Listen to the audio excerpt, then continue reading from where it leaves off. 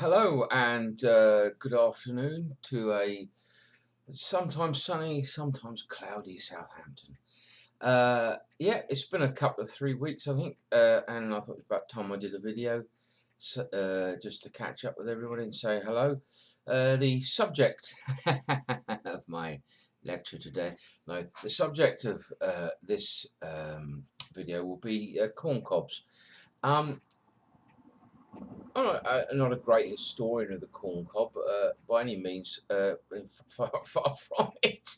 Um, uh, but using a little reasoning, I would imagine that it is when I think of America, and particularly the United States of America, uh, uh, sort of signatures of America for me would be the Harley Davidson motorcycle. Um,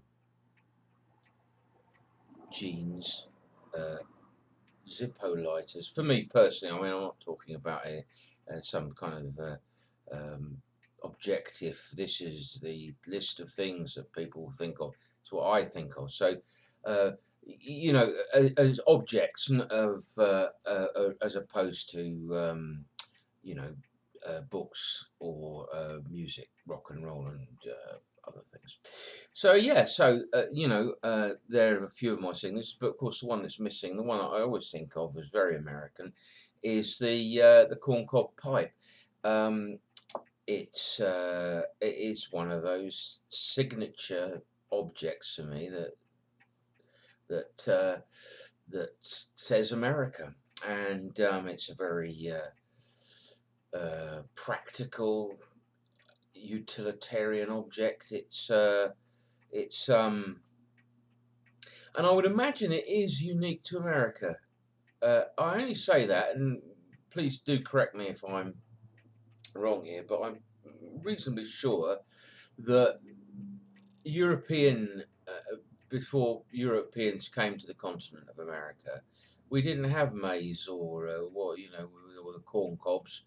Uh, we didn't grow that. We didn't have that. It was a plant unique to the Americas, so it wasn't something that one could look at certain aspects of culture.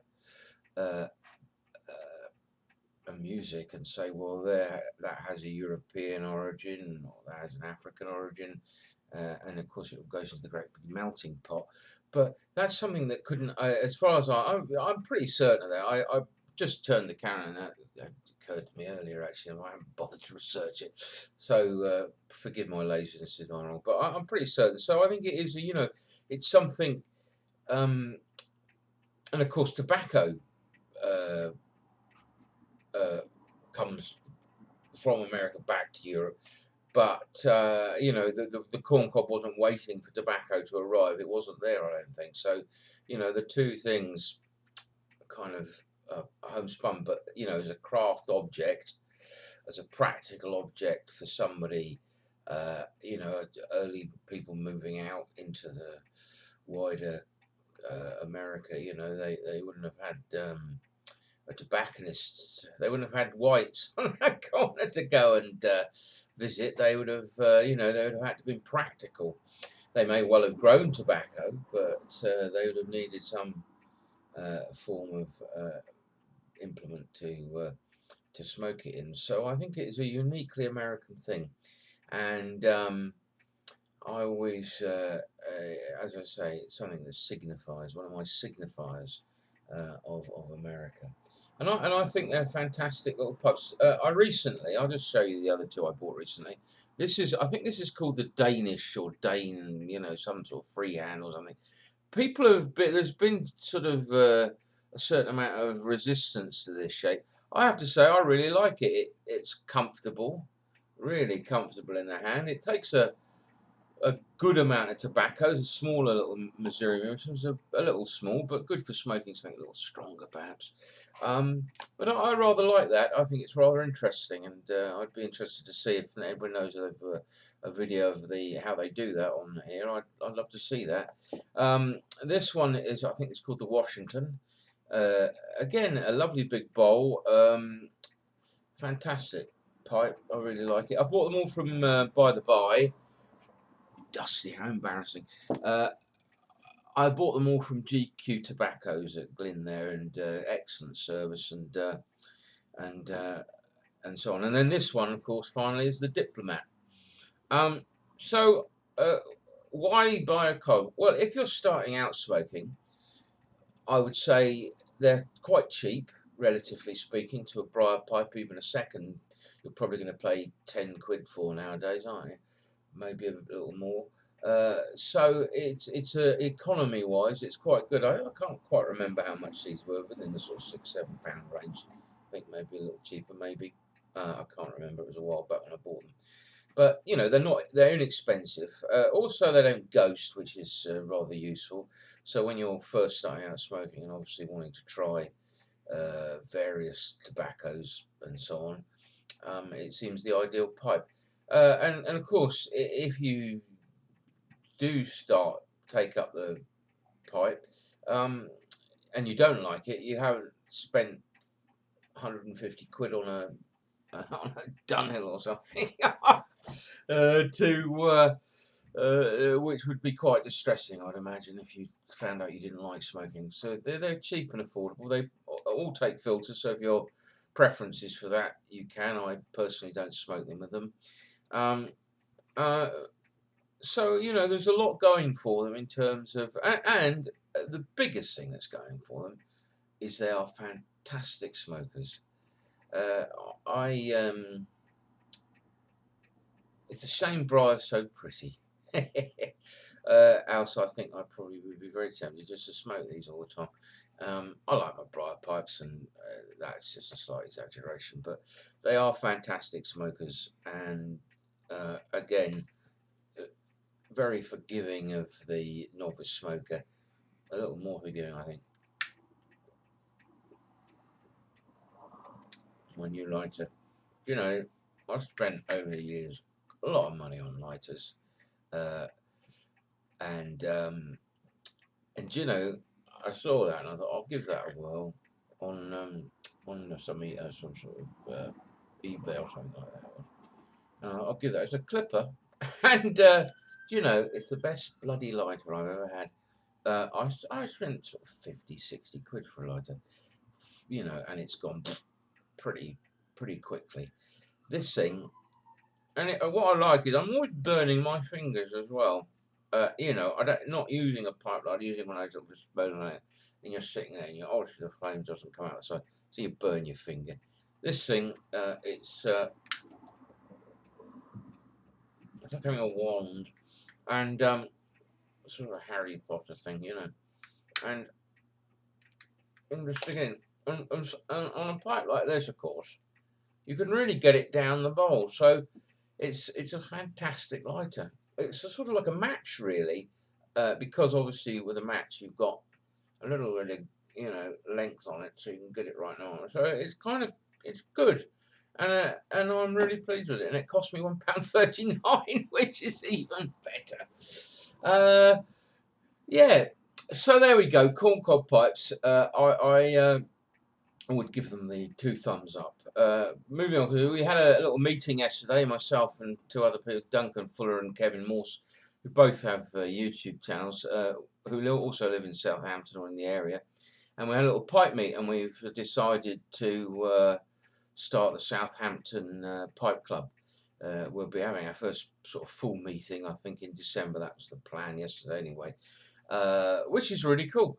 And there's other smokers out there in Southampton, so I'm hoping you get something going, and it'll be nice just for the 3 of us, if nobody else is interested, to meet up once in a while for a smoke and the lads have a pint. I still can't drink, so it's been 2 years now.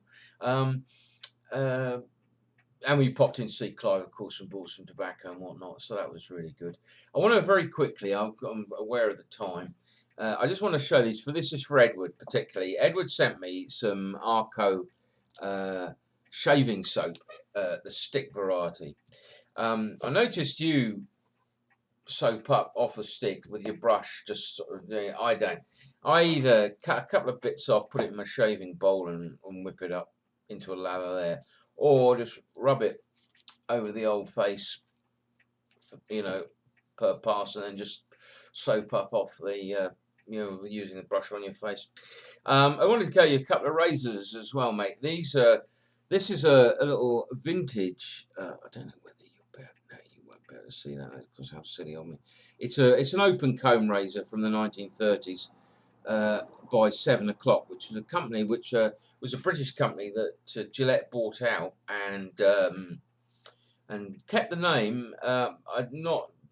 They still use it for blades, actually. 7 o'clock blades in India, Gillette make, and but it was a British firm, and this is one of the British-made ones from the 30s.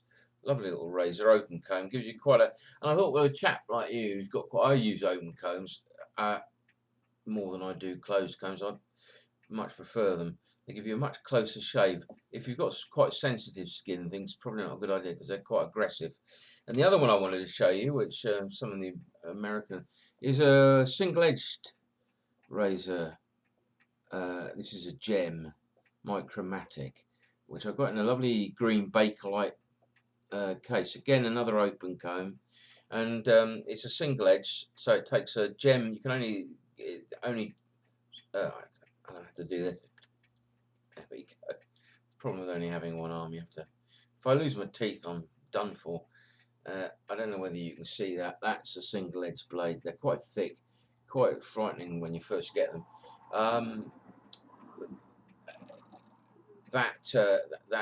You have to get the gem ones. Don't think you can use craft blades because they don't fit. But they're really good, and I'd highly recommend them, mate. If you like your vintage stuff. This is a vintage one again, dates from the 40s. Yeah, pretty sure. Yeah, that's the 40s. And I've got some older ones. I've got an Everready, which was part of the Gem sort of family of razors from 1912. Okay. Anyway, a couple of thank yous. Yesterday, Duncan Fuller very kindly gave me some lovely cigars, which I will be enjoying for some sort of special occasion. And dear old Dongle, Bill Lard, he brought back from Berlin for me the Blessed Three Nuns. The pouch stuff is awful, and to be honest with you, a more bland smoke you could not have, in my humble opinion. I can't stand it. I bought it in expectation that it would be similar to the tin, as is Condor Ready Rubbed and Condor Lonka and Bruno Flake. Not at all. Absolutely horrible. But this stuff, hen's teeth, of course, you can't get it over here, which is odd, really, isn't it? A British tobacco, which you can't buy in Britain. Made, of course, abroad. But it's lovely stuff. Even the new blend I like. So, anyway, so there we go. A little bit of, I hope the shaving thing didn't upset people who tuned in to see a pipe wedding, but it was a little quick hello to a friend. So anyway, I hope you all have a fantastic week, and productive and what have you, and enjoyable if you're going to go on holiday or something. Yeah. Anyway, I don't know whether Reg will say hello. Reggie.